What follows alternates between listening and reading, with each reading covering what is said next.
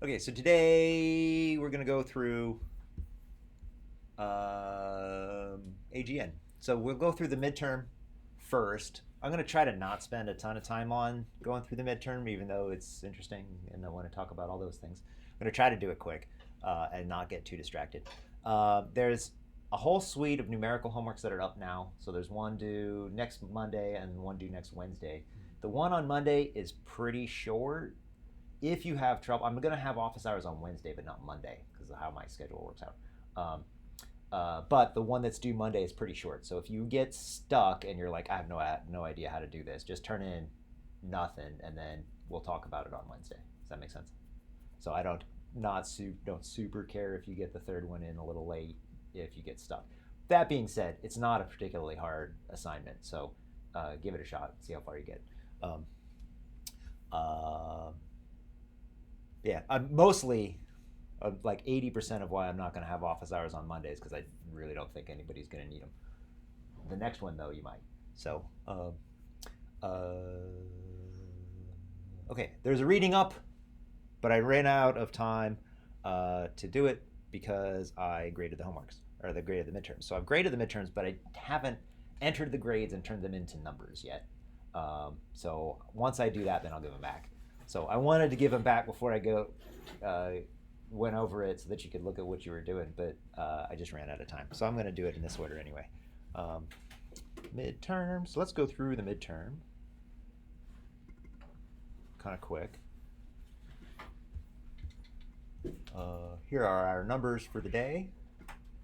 Um, okay, so the first one, I got two spinning galaxies.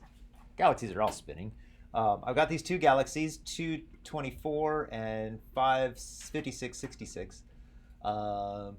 One is rotating with a larger velocity than the other one. That one is the SAB, whereas the SM is rotating with a smaller velocity. So little irregular galaxies are rotating slower. Yeah, Are you putting this file on Canvas too?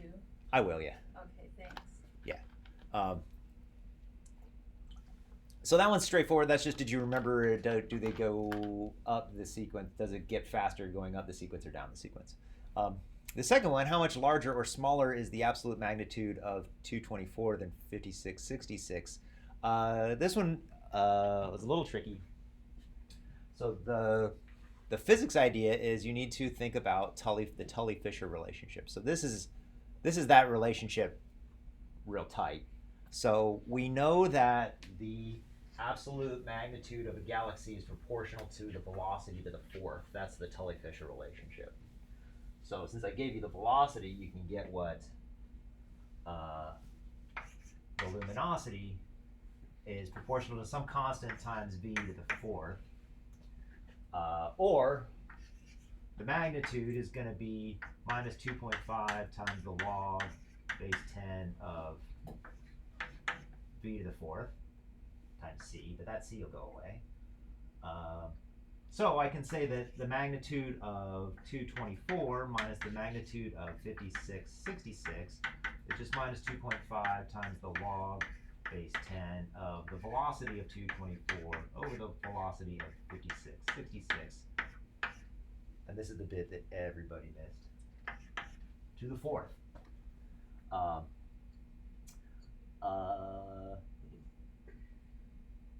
and then you do the math there. So this will tell you what the difference in brightness is. So the magnitude difference should be a minus 6.6 when all the dust clears. Or if you had said the luminosity over 224 over the luminosity of 5666, that ought to be the velocity of 224 over the velocity of 5666 to the fourth power. Fourth power. Because we're talking about the brightnesses. And here you get a ratio of, depending on which way I write it down, of 444. Is everybody okay with that? Feel all right with how to do that one? And then from the distance modulus, we can find the relative distances. So we get the difference between the magnitudes is just 5 times the log of the ratio of the distances. Does that make sense? And we sorted the difference in magnitudes in the previous one. It's 6. So that's D5666 is this number, 10 to the 6.6 over 5 times D of 224. So you get a difference of 21, or a ratio of distances of a factor of 21. Does that make sense?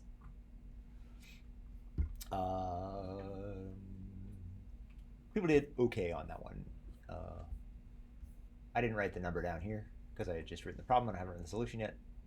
So M66 is a large galaxy. It has a big mass and a big radius. If it's virialized, what's its velocity dispersion? So you just do v squared equals gm over r, and do a little math, and you should get 329, I think, kilometers per second. I think everybody got that one right. This one was derived virial theorem. I think everybody did good. I think everybody did it right, except for some little things here and there, and a couple of calculus errors. So there's a couple calculus problems, but for the most part, everybody did this one good. So I'm not going to go through the derivation because I feel like A, you guys all pretty well have it, and B, it's kind of long, and it'll be on it, and it's on Canvas. Then under what circumstances can you say that I double dot is 0 when it's periodic or relaxed? So it's got to be statistically relaxed or actually periodic. That's what I was looking for that one. Good. Oh, here's their derivation. Blah. I didn't write down the answer to this one, and I'm not going to go through the derivation again because I've done it before. And everybody, for the most part, did pretty good on this one. So the first problem, show that 1 over h naught is the age of the universe. This is something that I should have said a while ago, but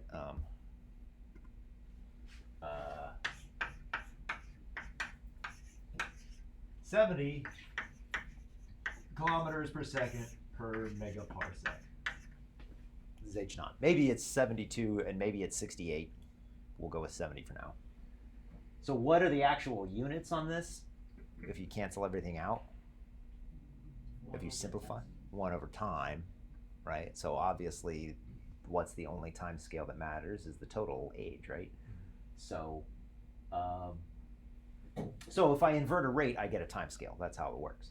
So if I just do 1 over h naught, I get something that's in seconds, but then you got to work out the units, and you get a lot of seconds, or you work out the units there, and you get 13 point. I don't remember what number you actually get from that one. 13.8 times 10 to the 9 here. So if you just do this and work out the units, you get the age of the universe. So that's what I was looking for. That's the solution I conceived of when I wrote the problem. It's just a units issue. I did not think of it that way. I just I know. the V equals Yeah. h naught d. I remembered that, and I'm like, oh, it's just velocity Yeah. divided by V distance. over d, that gives you 1 over time too.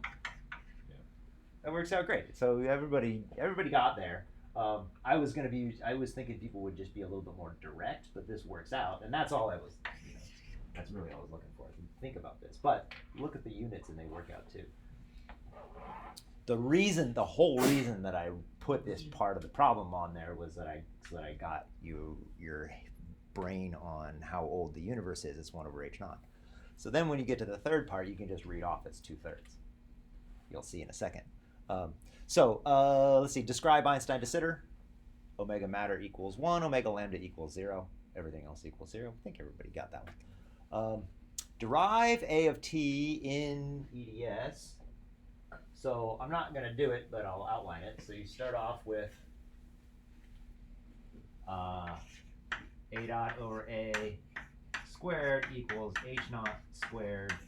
And then we've got 3 terms. We've got omega radiation, a to the minus 4, plus omega matter, a to the minus 3, plus omega lambda, plus the term that I throw out all the time because it's 0. So now we're in Einstein de Sitter, so that's 0 and that's 0 and that's 1. So then you have a dot squared equals h naught squared a, and then you solve, and you're left with a equals 3 halves h naught t to the 1/2. Everybody good? Everybody like that one? What's the scale factor of the universe right now? 1. So some of you did a little work to show that it was 1, but if you just wrote down 1, that's fine because it's really definitional. And then how old is the universe today according to Einstein de Sitter? 1 equals 3/2 h naught t age. That's how that works. To the 1/2, I'll just square it. Hey, we square both sides. That's pretty nice. T age equals 2/3. 1/h naught. So 2/3 of the current age of the universe. So right there, you see that Einstein de Sitter gets us a universe that's too young. So we have to have this cosmological constant. That's the thing. We have to have the cosmological constant. That's really the thing that kills you with this derivation. Omega matter's wrong, and that's not great, but omega lambda is essential. We'll move down a smidge.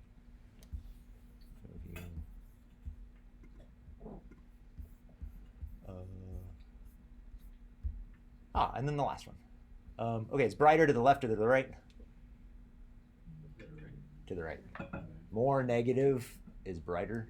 The reason that I asked that question first is because that way I can interpret what you're saying on the last one. Most of you got the letters wrong, but you said the right thing, and sometimes it wasn't consistent with what you said about the graph. So I went with the most positive interpretation of your answers possible. So everybody got plenty of credit for this one. The goal is to be thinking about, then I was looking for directions.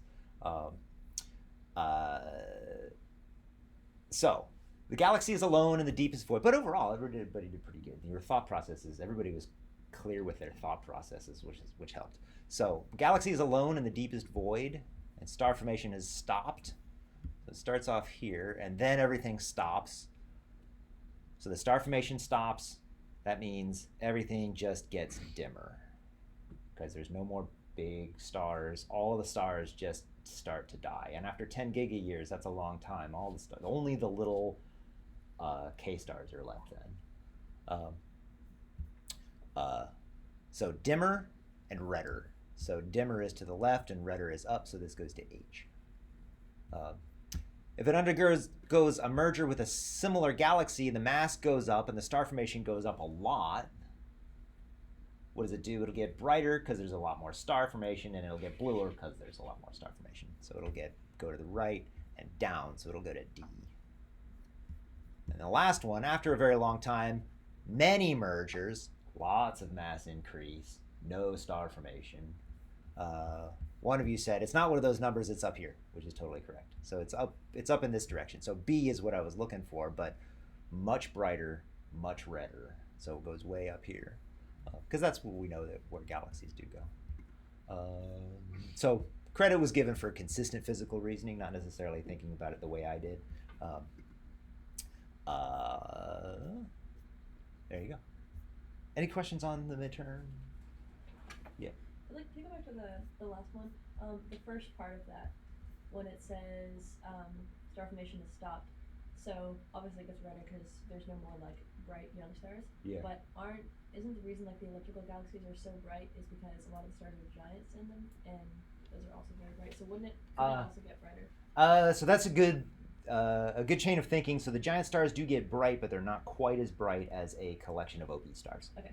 So it's a net dimming, even though an individual star will get pretty bright when it gets up to the main sequence. There's a net dimming because things die. Okay. Does that make sense? That is an important thing, one that I wanted to say, because a lot of you had that, went through that chain of thoughts where, okay, I got the star formation ends, but all the stars get huge, so it gets brighter, which is not unreasonable because they do get big, but the net effect is that it gets dimmer once the star formation is all done. Okay, now let's talk about the other stuff.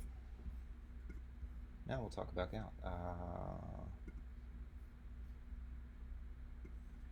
which slides? I should have opened them already, but I did not. We are on 19b. No, seriously, open up. There you go. Oh, that's the end. I was working on them, so I got to the end. Now we'll go to the beginning. Okay. So last time we talked about things that are definitely black holes. Things that are like so obviously black holes that they really can't be anything else. And the most obvious one is Sagittarius star, because we can see that there's nothing there, but there's things orbiting it. But also we can see just tight orbits around other galaxies. So if we zoom in really tight and look at the stellar distribution, or at the stellar velocities near the black hole inside a big galaxy. So there's a whole bunch of craziness inside the galaxy, but right in the middle there's a black hole. And if we zoom in really close, then we can see the things that are orbiting the black hole. So we can see them there. Those are obviously black holes. Things that we see with LIGO are black holes. Things that we saw with the Event Horizon Telescope are black holes. The rest of these things are not obviously black holes. They're just really, really bright. But they happen to be black holes because nothing else can get that bright. So let's talk about these details. Okay, so what is an AGN? An AGN is a really bright thing. It is a galaxy that is brighter than most galaxies. So they have about 1,000 times the luminosity of a normal galaxy. So an active galaxy is the galaxy, and the active galactic nucleus is the center of that, and the black hole is at the center of that, which is doing the stuff. So we can tell that the light comes from about the light is about 1,000 times the luminosity of a normal galaxy, which is a lot. We can also tell that they're small; they're less than a parsec. So when we can resolve these things, we can see that the light is coming from a very small region. They come in several different observational flavors. The first one was called a quasar. They were called quasars because they kind of look like stars because they're tiny. They're points in the sky. Stars are points in the sky. They don't take up any space, which has intriguing consequences. So these things are points in space, but and have spectra kind of like a star, but they're 1,000,000 times brighter than the star. A blazar is one of these that's even brighter than that, but they come up and come down. So these guys are episodic, so they get really, really bright and then really dim. Why do they get so bright? Because the feeding of the black hole is episodic, and the jet is relativistic. I'll talk about relativistic jet brightening in a second. And then there are Seyfert galaxies, which have these broad and narrow lines. So these things aren't all like classifications among a similar paradigm. They're random astronomer saw a random weird thing, wrote a paper about it, and then we try to make a collection out of that. So we're going to talk a little bit about the zoology. I really want you guys to read the zoology section, all of the different kinds, because I'm not going to spend a ton of time on it. I'm not an expert on AGN and all the various subtle differences. There's a lot of things, so that should come from somebody who knows that better, which is the book. So read about the zoology, and then we'll talk about the consequences. What I'm really interested in is the physical engine that makes the things do what they're doing. So most AGN are spiral galaxies, but there are certainly some ellipticals. I showed you ellipticals yesterday that have AGN. Many of them are not resolved, so many of them are just bright point sources where we can't see the galaxy because we can see these things super far away. It is black hole accretion. They are used as lighthouses, so because these things are so bright, they light up the universe so we can see what's going on, so we can see how far away they are. We can also see all the stuff between the quasar and us, because the quasar is like a flashlight shining its light on all of the gas between us and the quasar. First discovered by Carl Seyfert in 1946, so a while ago. More recent than anything that we call modern physics, though. So you guys take this class called Modern Physics, right? And it's a fun class, but nothing in it is younger than 120 years. All of those ideas are like from 1920 and before. So anyway, it's a funny little named class. Yeah. So is the reason that there was like a graph in the book where it's like, oh, like this is what is assumed to look like. Is it all of it because it's unresolved and we can't like really get a detailed look at him? You mean Like it's assumed that the jet is only on the top and not on the bottom, and like it's assumed that there's like a torus. Or like they just use assumed a lot in the book. yeah? So is this a picture you meant? Something like that, yeah. Yeah. So this is a picture that we haven't actually seen, but we can piece together that they kind of have to look like this. So we piece this together from we have a whole ensemble of measurements, and we say, okay, we've got all these different kinds of AGN. Why do we have these different kinds of AGN? And it turns out there's basically two parameters. There's how aggressively the thing is accreting gas, and there's how you're looking at it. So those two things matter. I'll get to that in a second. So yes, also the jets are always two-sided. They only look like they're coming from one side because of relativity. I'll talk about that in a second. Let's see.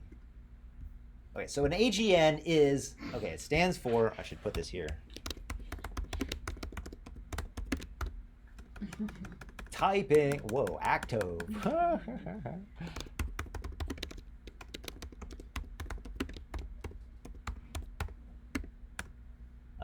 So it stands for active galactic nucleus, or active galactic nuclei. And it's a supermassive black hole that's rapidly sucking down material.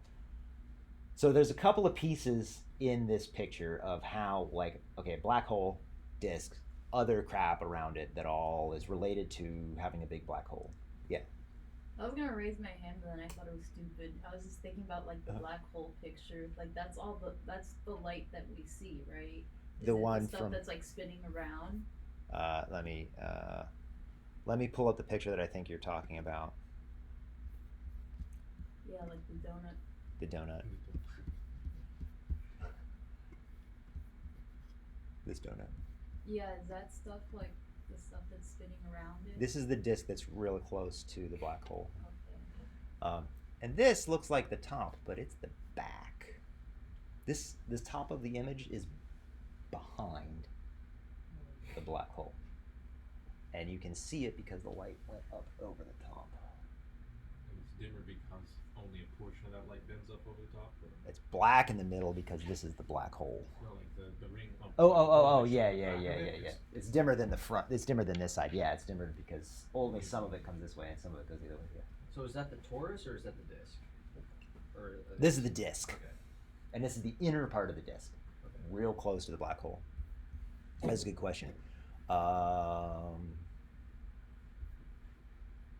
So there's a bunch of physical parts of the disk black hole system. So I want to talk, and I want you guys to understand what are all of these parts that in the graphic that I just pulled up. What are all those parts, and what do they mean observationally? The spectrum has a bunch of parts. So we'll talk about the spectra of an AGN and what all those are physically. So the spectrum is what you can observe. That's easy to observe. And then you have to interpret what physically is going on there. So we want to connect those two things. Let's look at... so I wrote this bit. This slide is out of date as soon as I wrote the slide because I knew it was going to change. But it surprisingly is pretty robust. It is out of date, but not by a ton. So this is the picture of the highest redshift quasar, and it's actually here. You can't see it in this image. It's at a redshift of 7, which is when the universe was an eighth its current size. It's a long time ago. So it is less than a gig a year. How old is the universe? 13 gigayears. So it's like 0.7 gigayears after the formation of the universe, which isn't very long. Isn't long enough to actually make an object like this. Anyway, it's at a distance of 8 gigaparsecs, so it's pretty far away, and it has a mass of 2 times 10 to the 9 solar masses. This is a really stupid large object. Yeah. You said it's not long enough? It's not long enough to make an object this big based on what we understand. So growth is exponential because the growth rate depends on the mass. So the mass growth is exponential. so you've got two things. You've got the base of the exponent, and you've got the exponent of the exponent. Or you got the base of the thing and the exponent. And the exponent, we understand that pretty well. We don't understand the base very well, but it kind of doesn't matter, because to make black holes this big, you need to start with really large objects. So we'll talk about Eddington accretion in a second. But so this is the largest, this is the highest redshift black hole as of a couple of years ago. There's a slightly higher one now, and with JWST, we should see some even higher than that, because they're seeing galaxies out to the redshift of 7 and 8 now. 13, they saw a galaxy at 13. It's bonkers to me. So this is what, this is, so to put this in perspective, so this is the look back time. So this is as time goes forward, look back time goes down, right? So this is the time between me and the thing that I'm looking at versus redshift. So this is, you learned how to derive this when we did cosmology, right? This is just the A of t. We're just turning it into z of t. So at a redshift of 2, you're at like a look back time of like 11 gigayears. At a redshift of 7, you're at a look back time of like most of it, right? This is almost all of it. So this is the age of the universe here, this asymptotes. So this is a very old object.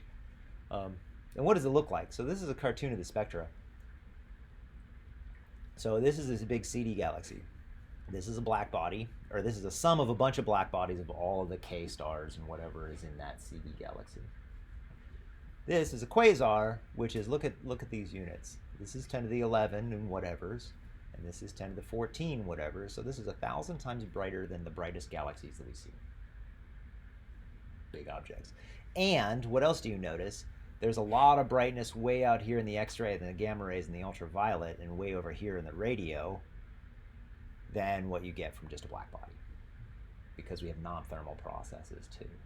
So thermal processes get you a black body. So that's things with a temperature, things that are relaxed. So you get black bodies from relaxed, hot things. You get radio waves from cold things or violence.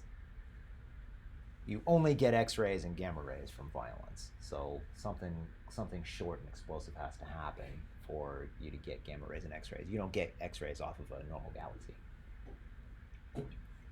except for like the starburst, the supernova and stuff. Yeah. What are we classified like black? Is it like mainly just like explosions or like mergers as well? For this, Yeah. I'll show you. So we're gonna take this. So we'll take this spectrum apart piece by piece and look at how each one of these pieces gets made. So this is the picture that I want you to keep in your head while we're going through all of this. There are several components to this disk. So we have a black hole at the center, burp, and we have a disk, and this disk is the one that we saw the picture of, which is one of my favorite things. Like that, I couldn't do that a couple years ago. So this is the disk that we have a picture of now, and then we have all of this dusty stuff, and this is lower density, and it's pretty far out, and it's thick, and it's dusty, so it's optically thick. Optically thick means the light doesn't go through it very far. So we have a couple things. So we've got a disk, we've got a jet, we've got the outsides of the disk, we've got this torus, we've got this ionized neutral gas. So what all of this, so the black hole is doing all of the work. It makes this disk. It has to be a disk because angular momentum is conserved, but it's really just stuff gets close to the black hole. It gets hot, it breaks up at the edge. So at the edge of it, it's not a smooth disk. It's like a fluffy little clouds, which we'll talk about why they're fluffy little clouds. So if I'm looking at this galaxy, I'm going to see something different if I'm looking along the jet than I'm going to see if I'm looking at the side. So if I'm looking at the galaxy at the side, the black hole is blocked by all of this dust. But if I'm looking at an angle, then I can see everything. If I'm looking along the jet, then I'll see the jet. We'll talk about Doppler beaming in a second. So there's the black hole itself.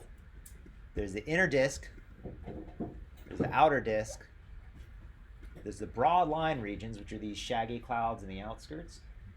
There's the torus, and there's the jet. So all of these parts matter, and we'll talk about them in more detail. Okay, so not every AGN has every component. There's always a black hole and there's always a disk. But there might not be a jet, there might not be a torus, there might not be a broad line region, there might not be a narrow line region. So these are the observational things. And I'll talk about what each one of these means, yeah. Why does the torus shape like a torus and not just more disk? Well, it would be a disk, but we cleared out the inside. Okay. That's a good question. Okay. Things make disks in outer space. So this would be kind of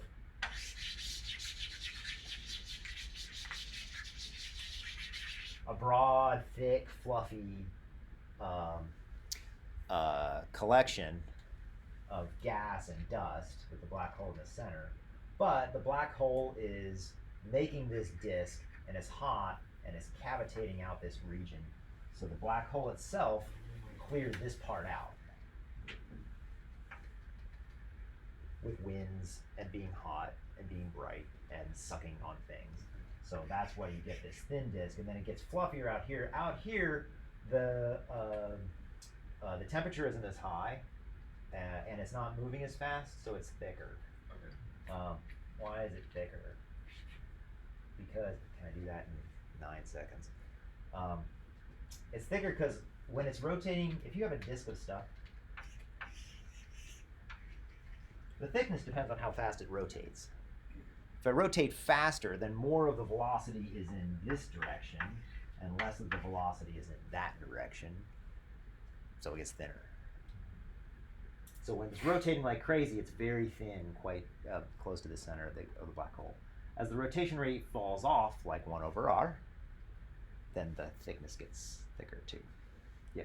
If the black hole's spinning, since it can get closer and therefore faster spinning around it, does the torus also get thinner? The spin of the black hole doesn't, for our purposes, the spin of the black hole doesn't matter.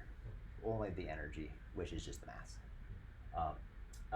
Yeah, there are interesting processes. If you've got a spinning black hole, it'll drag things around it. But from the astronomy, I don't think that you can observationally tell the spin of a black hole from the AGN. Yeah. So the fluffy part is the outer disk or the torus? This is going to be the torus. And then this is the outer disk. And this is the inner disk.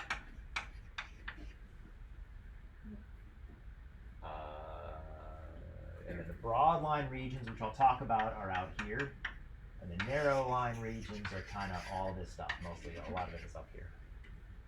I'll go through all of these pieces in over the next couple of days. So it's really a 2-parameter family of objects. So the luminosity is determined by the accretion rate of the black hole. More accretion, more light. I'll show you those details in a second. And that determines whether it's a QSO or a Seyfert. QSOs are accreting more aggressively than Seyferts. FR2s are accreting more aggressively than FR1s. You can tell because the jet goes further. It's a more energetic jet. I'll tell you what those things are later. So it depends on the luminosity. So how aggressively is the black hole feeding? And it depends on the viewing angle. So a Seyfert 2 is edge on. There's no broad line region because you can't see it. But a Seyfert 1, you see the angle. You're at some angle and you can see the broad line region. A blazar is all the way on and you can see the Doppler beaming of the jet. So the jet is ultra relativistic and coming right at you, so it looks really bright. Where am I? Over here. There we go. Yeah, we'll go through all of this. Okay. So spectroscopist's notation. Roman numeral 1 means no electrons have been taken off. So H1 is neutral hydrogen. Roman numeral 2 means 1 electron has been taken off. That's the first ionization state. You ionized it 1 time. Roman numeral 4 means I've had 3 electrons taken off.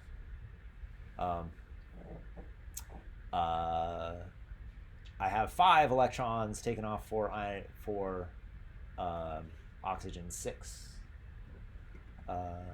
The brackets for, say, oxygen 3 or carbon 3, the brackets mean forbidden or semi-forbidden.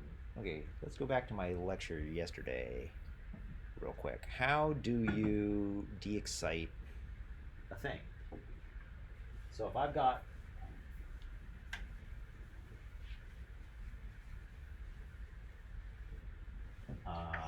say I've got an oxygen and it has its electrons. Let's say this is oxygen 3 and it's got an upper electron. This upper electron can be excited or not excited. So if I excite, say, the first electron, if I excite this outer electron, then it's got some energy. How does it get down to the lower energy state? There's 3 ways. So things lose energy either spontaneously. That means it just falls over. From collisions, which means that something kicks it and kicks it into a different state, whatever that other state is. It might be down, it might be up. Or stimulated, which means it got hit by a photon of that energy. This happens in outer space, but it's super rare.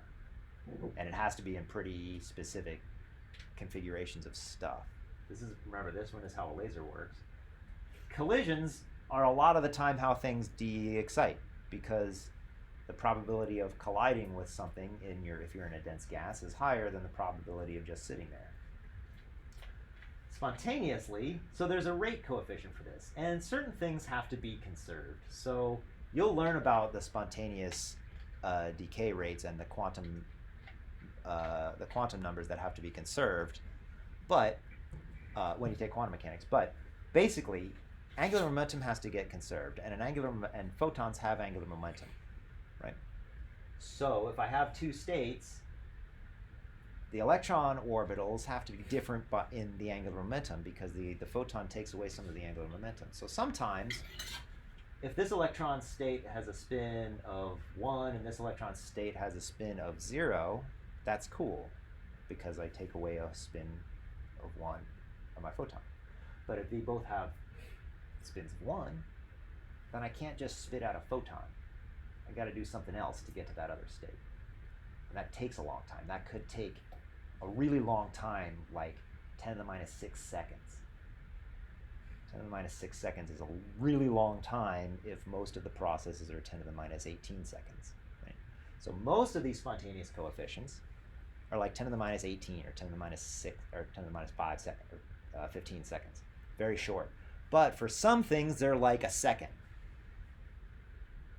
So some states aren't going to happen unless they really feel like it and can live for a whole second. These are called forbidden lines. So this is a transition in say, oxygen from 2 electronic states that's probably not going to happen. That gives us, so if the spontaneous decay rate is really long, then that can tell us about the collisions that we get if we see a line. So if I see this oxygen line, then I know that the oxygen has to sit there for a whole second without running into anything else. It's a really long time, unless you're in a pretty low density. So if the density is really low, then you can do that. So these forbidden and semi-forbidden lines are how we're going to probe the density of various parts of this of this system. So volume density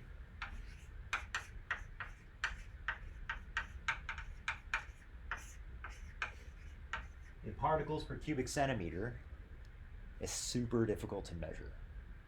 Column density is easy. Column density is N is just particles per centimeter squared. That's the integral along the line of sight, right? So that's the integral along everything. I can measure that, but the volume density is really tricky to measure. So we'll talk about these forbidden lines and the spontaneous decay rates, and we'll use the existence of forbidden lines to measure the density of the gas. I'll talk about that a little bit more when we get to the broad line regions.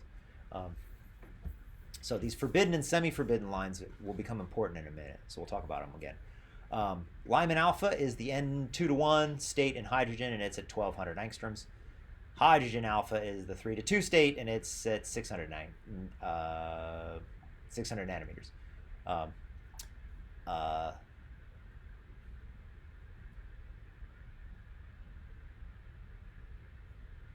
Yeah, and then Lyman, Balmer. Lyman is the ground state, Balmer is the second state, and they also call that hydrogen. Passion is the third state. It's the end state. So if the electron falls down to the ground state, that's the Lyman system. Falls to the second system, that's state. That's the Balmer series. The Passion series is if it falls on the third state. I don't really care about these details, but we'll talk about these photons as though they're things. So they're different. So that's all I need to say about that. Here is what the average spectrum looks like. So this should be spread out. It should be really wide, but my monitor is not that wide, so it would be really, really skinny, or I could break it up and wrap it around. But you see that this is 1800 here, 1800 here, 3400 here, 3400 right here. So we see a couple of things about this spectrum. So this is an average spectrum of an active galactic nucleus. So what you see are a couple of things. So here, at 1200 angstroms is Lyman alpha, and you'll see it's very broad. That's the width is 100, which is a significant fraction of the peak itself. So this is a very, very, very broad line. We don't know why it's so broad. We'll talk about why it's so broad in a second. You also see oxygen, and C stands for carbon. We see this semi-forbidden oxygen line here. We see this bump here and this bump here are helium and a semi-forbidden oxygen line. We have a neon line. We have some forbidden neon lines. We have all of these other lines. There's a line here, line here, line here, line here, line here. So each one of these little bumps up is a line. Doesn't look like a line. It looks like a pyramid. So, okay, in the rest frame, it's a line, but there's stuff going on. Oh, I'm on the wrong screen. But there's stuff going on which broadens the line. So if my spectrum, if I have a neutral gas that's just holding still, then my spectrum, as a function of lambda, will just be whatever the emission from that gas is. So say I've got an oxygen line. If the gas isn't moving, I'm going to see all that oxygen at its rest frequency. But it is. And it's moving for two reasons. One is thermal, and that broadens the line. And the second is kinetic. So here, sigma squared is going to go like T. So the width of this line is just going to be proportional to the temperature. Does that make sense? Hotter things have more kinetic energy, and kinetic energy goes like temperature.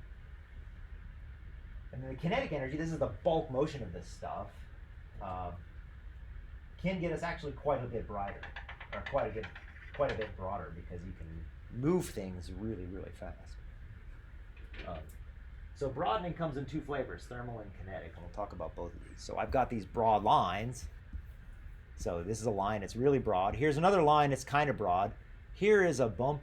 So you can see that there's kind of an overall dropping of the background. So you see how this doesn't go down to zero. There's some radiation at this point, even though it's not a line, right? So there's not a line here, but I've just got some light coming off of this. But down here, I've got less light because there's a continuum.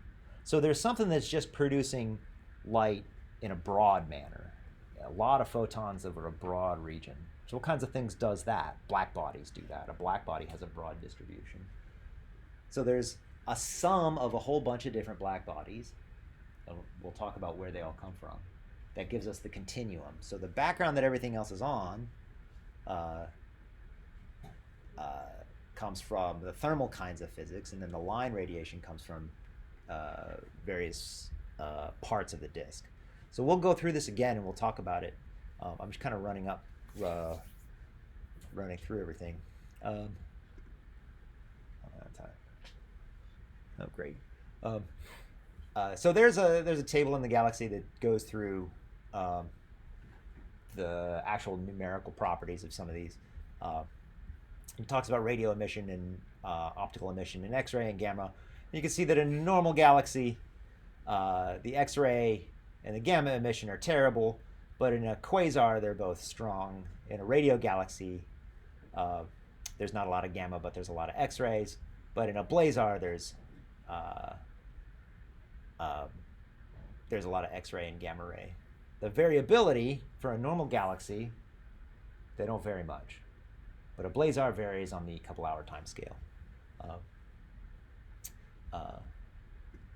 So, what is this object? I've said it a couple of times. So we need to get a buttload of energy fast. So let's assume that it's nuclear fusion, because nuclear fusion is great for the sun. So if we think about E equals mc squared times epsilon, where epsilon is my efficiency, if I work out how much I get from, say, fusing protons into helium, I get about 1%, a little bit less than 1% of the mass energy out as energy, which is quite a lot if I've got a big object, right? 1% of the energy of the mass energy of the sun is pretty large amount of energy. So you get about 8 MeV per nucleon for the binding energy of helium. And the mass of the proton is only 1 GeV, so that's not a ton. So we got to do something different. It can't be nuclear fusion. Well, if it is nuclear fusion, let's assume that it's nuclear fusion. How much stuff do I need? So I have, if I take all of the output of one of these AGN and I integrate for a bunch of years, I get a total energy of 10 to the 61 ergs. Okay, that seems like a large number, and it in fact is a very large number. 10 to the 51 ergs is how much energy comes out of a supernova. So this is the binding energy of 10 to the 10 white dwarfs. That's too many white dwarfs. So this is a crazy amount of energy. So if I assume that this is all that all of the energy coming out of my AGN is nuclear burning energy, then I'm going to have ash. So I've got some stuff. I've got this. I need to get this much energy. So I got to have this much divided by epsilon mass. And I've got to have that much ash. The ash is the burning process, the result of the burning process. So here it's going to be helium if we're fusing protons into helium. I would have 2 times 10 to the 9 solar masses of crap. So it's got to be a really big object if it's nuclear fusion. It's a really big object and it's not nuclear fusion. But 10 to the 9 solar masses has to exist in a light day. So I got to take all of these, what did I say, 10 to the 9 solar masses, and I got to pack it into one light day, which is much, much smaller than you expect. Why one light day? Because I can see that these things vary over the span of like a day.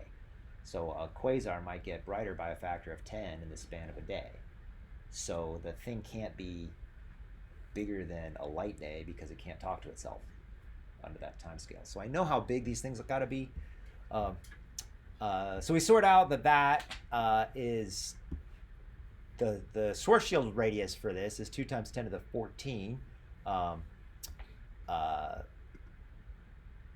solar masses. So you can sort out how big the object needs to be, and we don't see the object there. It's not there.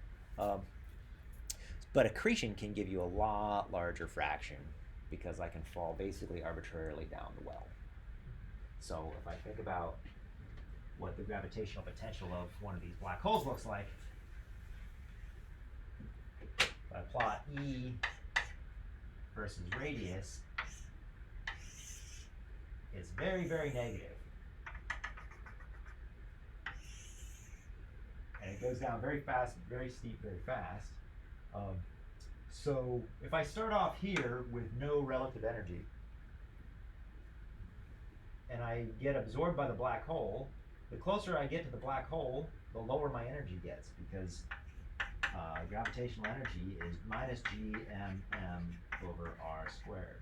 It goes over R is the gravitational energy, right? It's negative. So as I get closer to the black hole, my energy goes down, and negative, that means my kinetic energy and my gravitational energy has to equal 0 always. So I get gravitational energy is a big negative number, so my kinetic energy has to also be a big positive number. It can get arbitrarily large as long as I can get arbitrarily close to the Schwarzschild radius. I don't have this 8 MeV per nucleon binding energy barrier. Okay, let's work out what that actually looks like. Let's do some math.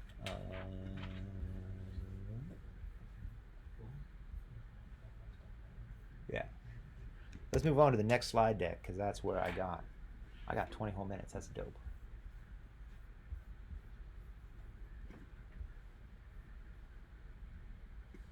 Now let's do some math. Oh yeah.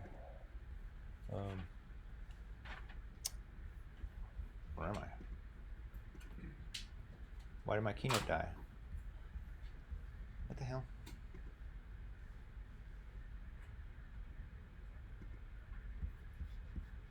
The video broke, guys.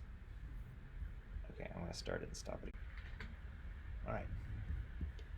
Hopefully there's not a glitch in the video because I just started and stopped it. We'll start again. Okay, so we're going to talk about the temperature profile of the disk and what the physics is of the disk, and then we'll talk about Eddington accretion. So, gas falls down the black hole toilet and goes faster as it does that. So it's got some angular momentum. I mean, unless you're hitting the black hole dead on, there's some angular momentum, which we know is conserved, so you get a disk. So virial theorem says that twice the kinetic energy is the potential energy. The kinetic energy is half the potential energy. So as I go down here, E gravity plus E kinetic is constant.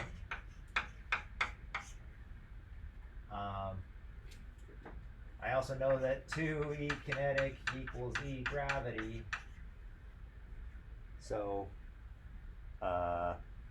some of this energy has to leave because I only have 1 up here, but I get 2 down here. You see that? So virialization says that I should have more kinetic energy than I will. So virialization is going to totally outstrip the energy balance. The energy balance wins. Virialization says that, okay, as you crush the thing, it's going to get hotter. Some of that energy has to leave. Make sense? So as it gets hot, it radiates. So that's what we're going to sort out. So we're going to sort out how much the potential energy changes, and half of it has to come out as photons.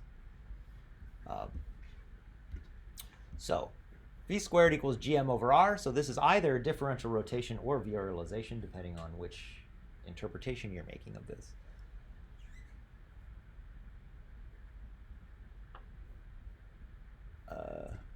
So let's sort out what the temperature is. So we're going to make 2 assumptions about my disk. So I've got a disk around a black hole, which looks like this.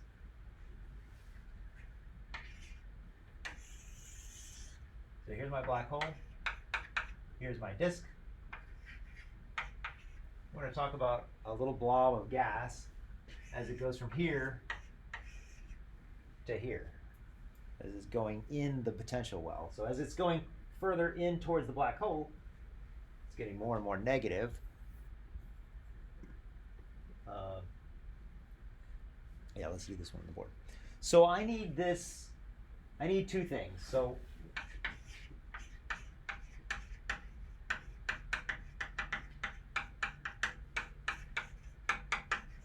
these assumptions don't really make a ton of sense until you actually try to do it the proper way and realize that you have to violate both these assumptions, and it's going to be a drag.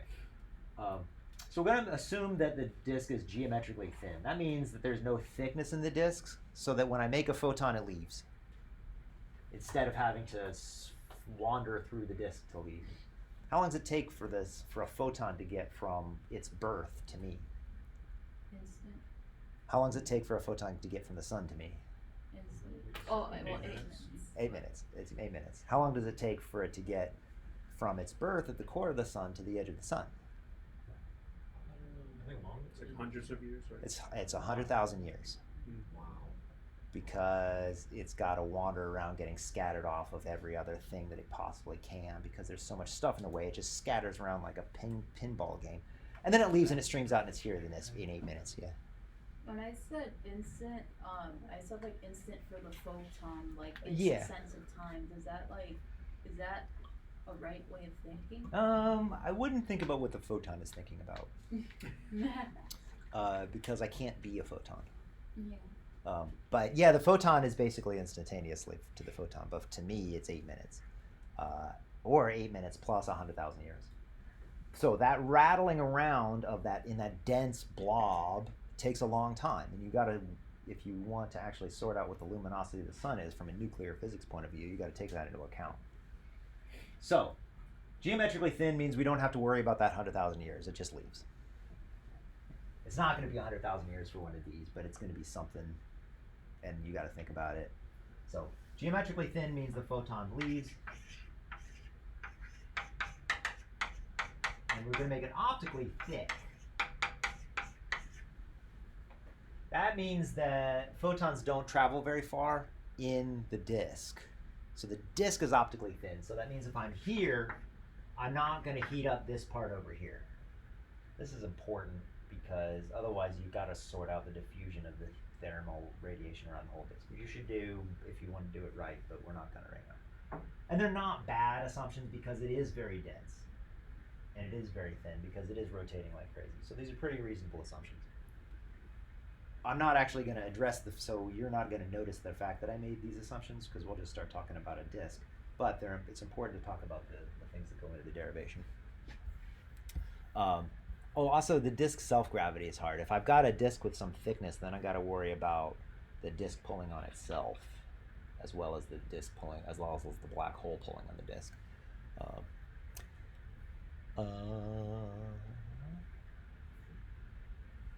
Let's do some math. Okay. So E, actually, let's leave that up. I was not expecting. There's another board back there. I forgot about that one because it's hiding. We'll use this board. And we'll do some math on this board.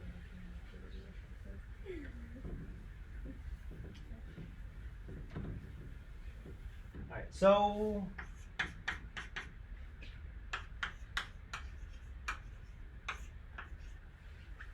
that's how we start, right? E equals GMM over R. So, okay, I put the M back.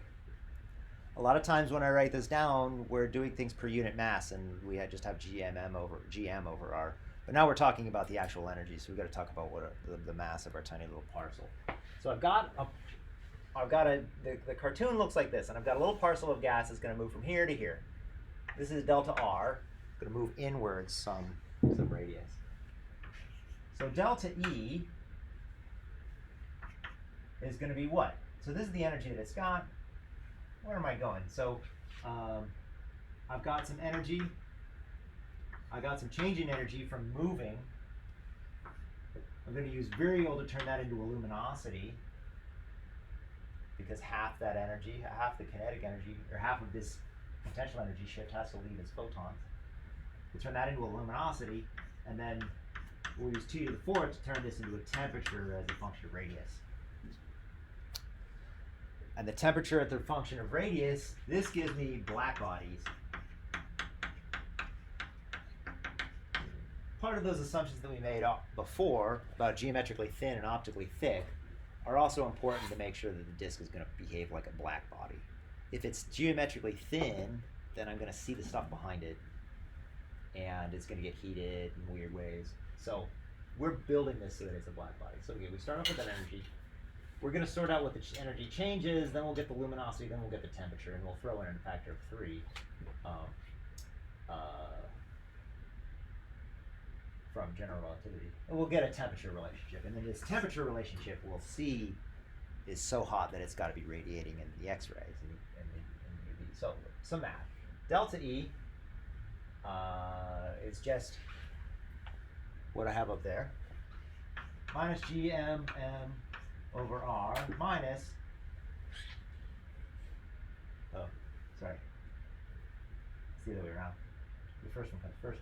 Minus GMM over R plus delta R. So I'm just taking everything and sliding it in slightly.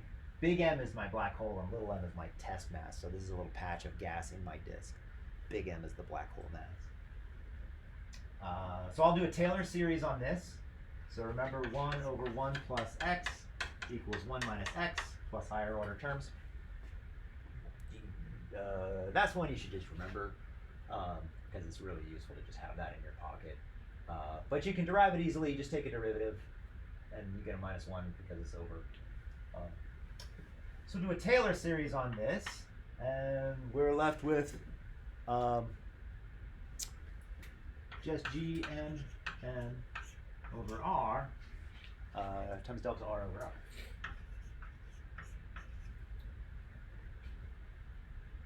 Why is that? Again, using this and this turns into delta R over R, and then this one cancels it. So this is all that's left of the Taylor series. So again, this equals GMM delta R over R squared. So half of this, so this is delta E. So the luminosity is going to be half of delta E. Is going to equal GM and delta R over R squared 2.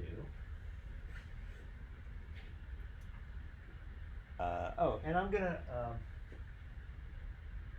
there's kind of an implied delta T. I'm going to turn this into m dot.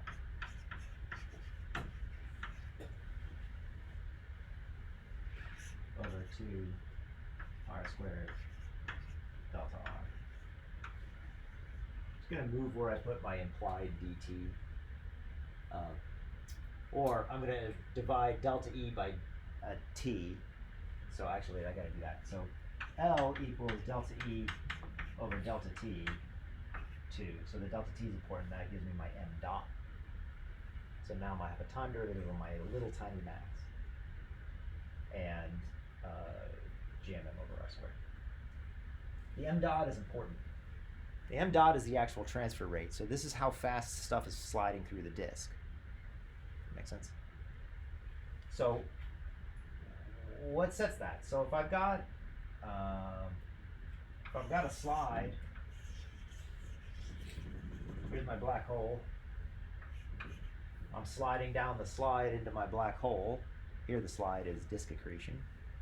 If I have some m dot in the disk, so this is in solar masses per second going through here, unless I have a pileup of mass somewhere, then m dot is the same at every radius. That make sense?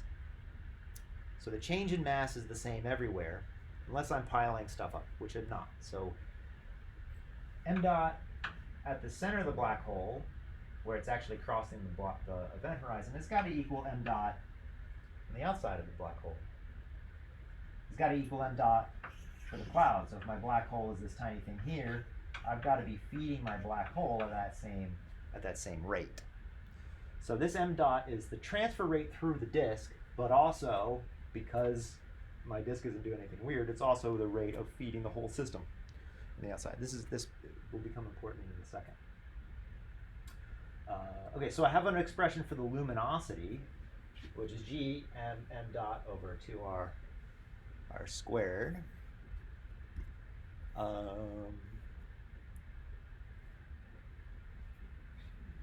So if we we can rewrite this as a function of temperature. So the luminosity comes from this, blah, but what do I see? The luminosity is going to be, I've got two sides of the disk. That's important. Not a ton, because I'm going to throw out some factors of 2. But you have a 2 pi r for the ring area. That's the surface area. So we just sorted out a little tiny differential mass. Now you got to think about Here's my black hole. Here's my circle. I got a ring here, so that whole ring is moving inwards. So we've got the ring area. It's 2 pi r delta r. It's the surface area times the Stefan Boltzmann constant t to the 4th, because now we're just assuming that it's going to behave like a black body. So we solve for all that, and we're left with this. So this is just undoing that. The temperature, as a function of radius, this 3 comes from general relativity, is just g times the mass of the black hole times the accretion rate over 8 pi sigma r cubed to the 1/4. Now, oh, do I do... oh man, I thought I did it with the units. Did I do it somewhere? Fart, I didn't. Anyway. Okay, I want to rescale things. So now I got an expression for the temperature. It goes like the mass, it goes like the radius, it falls down like the radius to the 3/4. Goes up with the accretion rate. It's got this pesky black hole mass. Let's rescale everything to be in units of the Schwarzschild radius. That lets us get rid of that black hole mass. So we just get rid of the so we stick a Schwarzschild radius in here and do a little algebra. And this is just numbers. We're left with the temperature now goes like this, the accretion rate to the 1/4, the black hole mass to the -1/4, and then the radius to the -3/4 over the Schwarzschild radius. This is kind of weird because now it goes like 1 over the mass. So what happens to temperature as mass goes up? Goes down. That's a little counterintuitive, but we have everything in terms of the Schwarzschild radius. So if you're at 2 Schwarzschild radius away from a 10 to the 6 solar mass black hole, that's actually way further out than 2 Schwarzschild radius away from a 1 solar mass black hole, because the Schwarzschild radius is so large, right? So we have a temperature structure which goes like something large, and I should have put units in this one, which I didn't do. Oh, that took me too long. Shoot. I didn't get to the important bit. So what sets m dot? So we see that the temperature depends on where you are, the mass of the black hole, and how it's being fed. Now, if you're feeding it maximally, then m dot is set by fluid dynamics in the disk, which I'm not going to get into. So there are ways that you can kill m dot. M dot is set by a couple of things. It's set by the environment, but it's also set by turbulence in the disk, which I'll explain later. Viscosity in the disk is the shear in the disk. If I have a star and a planet, that planet will go around that star forever because it's not doing anything to radiate the energy. But if I have a disk of stuff, then the stuff rubs against the stuff, and angular momentum gets transferred, and things can drift inwards or outwards. So if I've got some viscosity in the disk, but the viscosity is low, so we've got to do some other stuff. I'm running out of time, and I want to say the stuff about Eddington. Okay, do you guys have 1 extra minute? Because I want to say this out loud. Okay. And I'll say this again, but I just want to say it because it's one of those things that I got to say a couple of times before it really makes a lot of sense. So, if I've got some star, the gravitational energy is Gmm over r squared. The gravitational force is Gmm over r squared. That's pulling in this direction. I have photons, so if I have a little electron, the photons from this star that's forming are going to bounce off the electrons and the protons and not let them come in. So photon pressure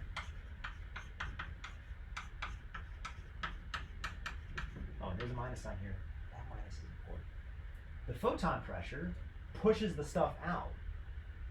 And photon pressure, the force of the photon pressure is up there. It's the Thomson cross-section times the luminosity. That's just how likely you are to get hit by a photon, divided by the density of photons, which is 4 pi r squared times c.